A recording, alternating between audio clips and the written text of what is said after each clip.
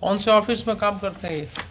जिला पंचायत कार्यालय में काम करते हैं। जिला पंचायत कार्यालय में। देखते हैं। तो हाईकोर्ट को इतना मशक्कत क्यों करना पड़ा? आप आगे आइए जरा। हाईकोर्ट को इतनी मशक्कत क्यों करनी पड़ी आपसे ऑर्डर कंप्लायंस कराने में? आपको कानून के दायरे में रहना नहीं आता है क्या? क्या समस्या है आपकी, बताइए। क्यों आपने इतना इस मैटर में इतना डिले क्यों किया? कोर्ट को आप क्यों उल्टा पुल्टा समझाते रहे, कुछ कभी कुछ कभी कुछ और?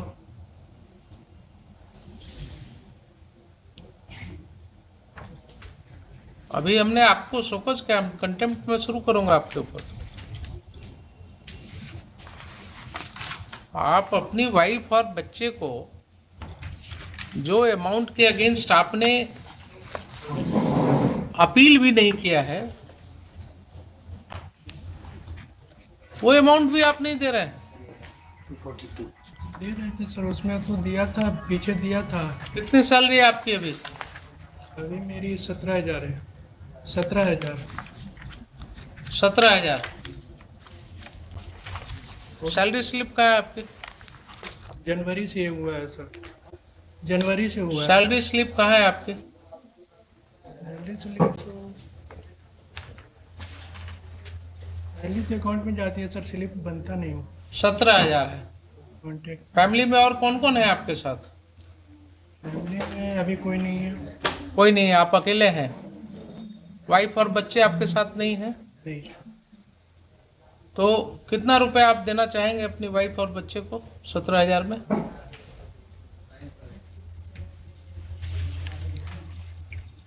उन्होंने इन्हांसमेंट के लिए प्रेयर किया है कि ये जो रुपया दिया गया है वो कम दिया गया है उनको, तो आप कितना रुपया उनको देना चाहेंगे? सर बीच में आपकी पत्नी और बच्चे हैं आप, और आप इस तरह से उनको नहीं ट्रीट कर सकते हैं। सर कॉन्ट्रैक्ट की नौकरी है, कभी भी वो हटा सकते हैं, और बीच में थोड़ी ना, जब आपको हटाएंगे तब देखेंगे फिर। जॉब में भी नहीं था। आपको जब हटाएंगे तब देखा जाएगा। आप जब जॉब में नहीं थे उसकी बात मैं नहीं कर रहा हूं, मैं अभी की बात कर रहा हूं। आप जॉब में कब से आए? जॉब में आया हूँ 2018 से। 2018 से आप आए हैं? तो 2018 के पहले का आपको मैं इम्पोज नहीं कर रहा हूं लायबिलिटी। अभी 17,000 रुपये आपको मिल रहा है। आपका खर्च कितने में चलता है? 6-7 हज़ार रुपया लगभग। 6-7 हजार रुपया। और परिवार बड़ा है तो सब देखना पड़ता है, तो अभी तो आपसे हमने पूछा कि और कौन है आपके साथ, आपने कहा और कोई नहीं है। फैमिली वगैरह और देखना पड़ता है ना सर। नहीं, वेगली मत बोलिए, मैं इंक्वायरी करा दूंगा। आप कोई एक शब्द में मुझे मत समझाइए। आपके ऊपर और किसी की जिम्मेवारी है? नहीं, अभी नहीं है ना? तो आप साफ सुथरा बताइए, कोर्ट है।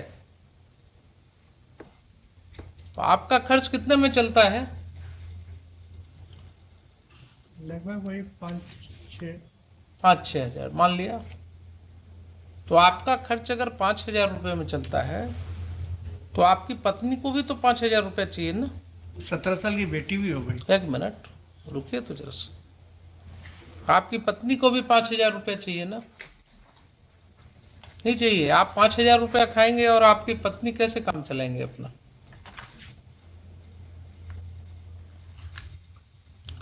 और रही बात बेटी की, तो बेटी के लिए आपको कोई चिंता नहीं है? बेटी है, बड़ी हो गई, उसकी पढ़ाई लिखाई की चिंता आपको होनी चाहिए, उसके भविष्य की चिंता होनी चाहिए। तो आप अपनी पत्नी को और बच्ची को, दोनों को क्या बोल रहे हैं मिश्रा जी, बताइए। इनका कहना है कि वो पहले से कमाती थी, अभी भी कमाती है, ये इनका कहना था। कोई एविडेंस है? कोई एविडेंस? देखिए, बोलिए उतना जिसको साबित कर सके। आप दिखा दीजिए ना। अभी तो हमने रिवीजन अलाउ किया एक केस में, जिसमें वो लेडी आंगनवाड़ी सेविका के रूप में काम कर रही थी एंड कंट्रोवर्ट नहीं किया। हस्बैंड का रिवीजन हमने अलाउ कर दिया, सेटिसाइड कर दिया ऑर्डर। आप दिखाइए ना मुझे, क्या दिक्कत होगा इसको सेटिसाइड करने में? तो इनका कहना है जो कि वो कहने से नहीं होगा, फिर आपको बता रहे हैं, आप अच्छे वाले अनुभवी वकील हैं, जी जी कोई एविडेंस इसमें लीड हुआ है कि पत्नी जो है वो कमा रही है? नहीं, वो evidence- नहीं हुआ है ना। जिस दिन आपको एविडेंस होगा आप जाकर के वहां मॉडिफिकेशन ऑफ ऑर्डर के लिए फाइल कर दीजिएगा, अल्ट्रेशन ऑफ ऑर्डर के लिए फाइल कर दीजिएगा, प्रोविजन है ना सीआरपीसी में। आप वकील किस दिन के लिए बैठे हुए हैं, सलाह दीजिएगा इनको। अभी जो तथ्य सामने है कोर्ट के, उसमें बात कीजिए। Let us not take hypothetical situation, unnecessary हो जाता है उसमें।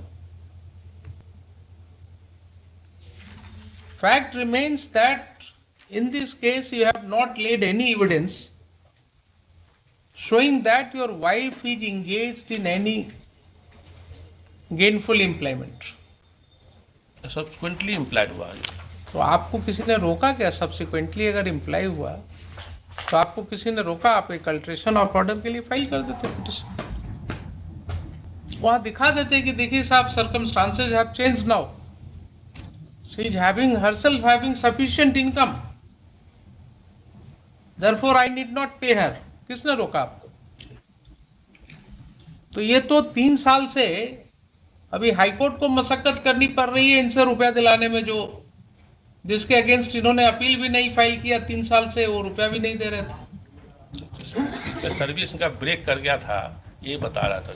अभी कैसे पेमेंट हो गया? 3,81,000। तो हजूर का डंडा चला था, हजूर कोर्ट का डंडा चला था। कोर्ट का डंडा नहीं होता है, कोर्ट का डंडा कोर्ट कभी नहीं चलाती है। कोर्ट जो है वो कानून के दायरे में बताती है कि तुम्हारा क्या हाल होने वाला है।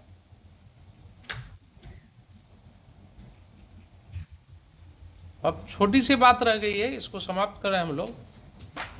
अभी 17,000 इनकी सैलरी है, 2,500 रुपया इनकी वाइफ को है, 1,000 रुपया बेटी को है, ठीक है। आप इनको 5,000 रुपया दे दीजिए वाइफ को, और चलिए 2,000 रुपया दे दीजिए डॉटर को, 7,000 दे दीजिए। अगर वाइफ का कोई गेनफुल एम्प्लॉयमेंट होगा, आप मॉडिफिकेशन के लिए ऑर्डर पास कर दीजिए, ये पिटीशन फाइल कर लीजिएगा अल्ट्रेशन ऑफ ऑर्डर के लिए, दैट रेमेडी इज देयर। अगर 7,000 में 2 आपके फैमिली के मेंबर्स नहीं रह सकते हैं, मतलब रहेंगे, फिर भी आपको 10,000 रुपये आपके हाथ में बचता है। अदर प्रॉपर्टीज आपका जो भी होगा होगा। There can not be anything less than this. तो अभी तो जो कॉन्ट्रैक्ट पर है, मान ली कल के दिन में ये होगा तो फिर अल्टरनेटिव हो आपको मिश्रा जी समझाने, समझ हजूर, आपको समझाने की जरूरत है। आपको 5,000 तक क्यों कर पाए? समझाने की जरूरत नहीं है ना। हजूर हमारा ये भी हम कर्ज लेके दिए हैं, ये भी पेमेंट कर्ज लेके दिए हैं। पेमेंट तो बहुत धीरे धीरे बढ़ता है ना। वो कर्ज आप ऐसे ही लेते रहिएगा। आप जिस तरह से बिहेव कर रहे हैं अपने बच्चों के साथ, बेटी के लिए आपको कर्ज लेना पड़ रहा है। बेटी के लिए इतने दिनों से आपको ये नहीं समझ में आया कि 1,000 रुपया मिला है, वो दे दें कम से कम। उसके बच्ची का क्या दोष है साहब? आप लोग वाइफ हस्बैंड दोनों झगड़ा किए, उसमें उस बच्ची का क्या दोष है?